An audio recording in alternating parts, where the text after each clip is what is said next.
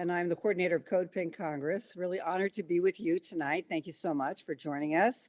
I'm here with my co-host, Medea Benjamin, and Cole Harrison, the executive director of Massachusetts Peace Action, MAPA, and with Lisa Clark coming to us all the way from Italy, and Rainer Braun all the way from Germany. It's about 2 o'clock in the morning there, so props for them for getting up early in the morning to join us. Okay, so we're going to get started right away because we want to be mindful that they might want to get some sleep tonight. Tonight, we are talking about Europe's anti-war movement. We're really excited to learn more about what's happening there.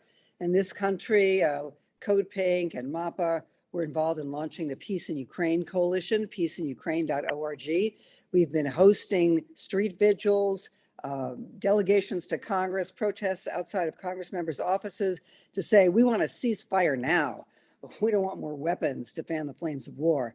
But let's find out what's happening in Europe, where demonstrations have been sweeping Italy and very active in Germany and Berlin, also in France and Portugal. So, Medea, please introduce our first guest. Yes, excellent. We are very excited to have Lisa Clark with us. Lisa is an Italian peace activist and co-president of the International Peace Bureau. She lived in Sarajevo, a city under siege in the 1990s, and then in other areas of Bosnia and Kosovo, where she supported nonviolent groups. She later participated in human rights and election monitoring missions around the world, from Palestine to Somalia. Since 2005, when the U.S. Federation of Atomic Scientists revealed the presence of U.S. nuclear weapons on 2 Italian air bases, Lisa's activism has concentrated on nuclear disarmament campaigns in Italy and internationally. And I know that you have been very involved since the Russia invasion of Ukraine in organizing these massive demonstrations all across Italy. So we're very excited to have you with us, Lisa, to learn something of how you've been able to do it and what lessons we might learn here in the United States.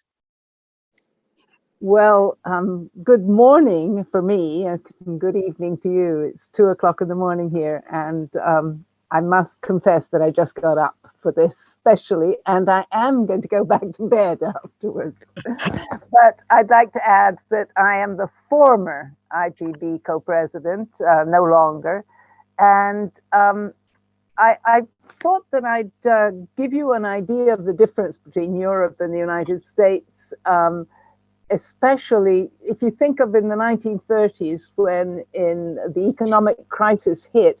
In the United States, you introduced a New Deal, and in Europe, we created totalitarian, murderous totalitarianisms. So we've always been reacting differently to the same situations. I think, though, that after the Second World War, we reacted differently. Certainly Italy did, but most of the countries in Europe.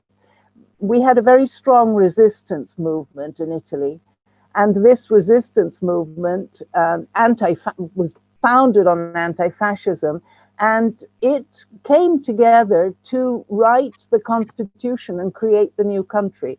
And our Constitution has a very important, I mean, anti-fascism is the basic backbone of it. It doesn't mean it's always been fully respected and abided by, but it's there. And the peace element is very important. We have an article in the Constitution that states that Italy repudiates, which is a stronger word for rejects, war as an instrument of aggression or as a means of solving controversies. And all Italians are brought up on that. Now, of course, in recent years, the warmongering rhetoric has gained ground. They used to always be in the laps of the arms industry in the past 40 years, but they were ashamed to admit it. Now they're beginning no longer to be ashamed of admitting this fact. From the minute the Russian troops invaded Ukraine, we at the Italian Peace and Disarmament Network realized that we were going to have to extend our network to include other networks, but we already had a structure there. We already had different kinds of activities. We had nuclear disarmament. We had the action against the arms trade. We had serious research studies on military expenditure. So, and we were already a network. So I think we were at an advantage compared to peace movements in other countries. And within a week, we had the first demonstration, which was mostly a demonstration in local cities and local communities.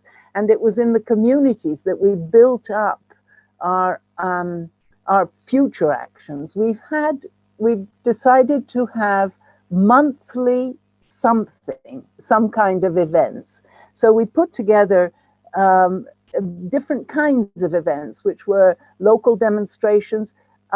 I saw that you mentioned that in Italy, someone had banners saying exit from NATO.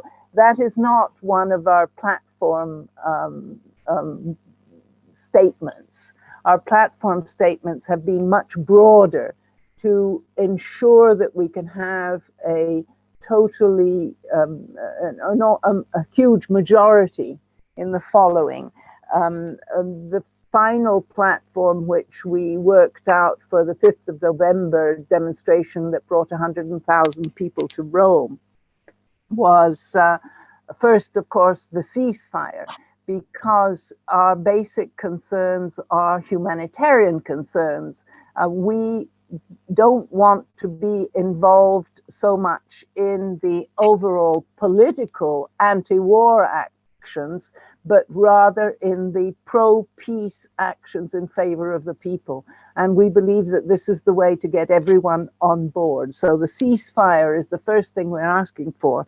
And the second thing we're asking for is immediate negotiations. We believe that it is the role of Europe to promote peace negotiations that include us all, include all the countries and the civil societies.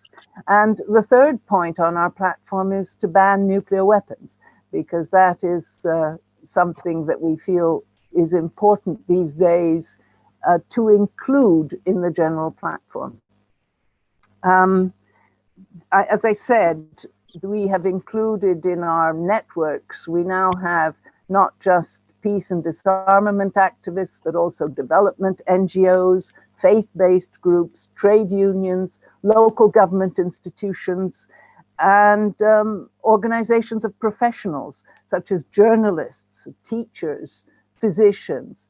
The journalists have been particularly important because they have felt that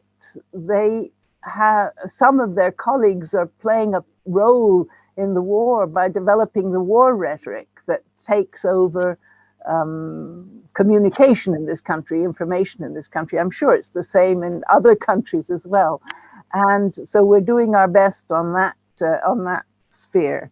And we have not just events in Italy, demonstrations in Italy, taking stands, but we also have caravans to Ukraine itself, where we take tons of humanitarian aid, the aid that is requested by our partner associations in Ukraine, and we have partner organizations that are resisting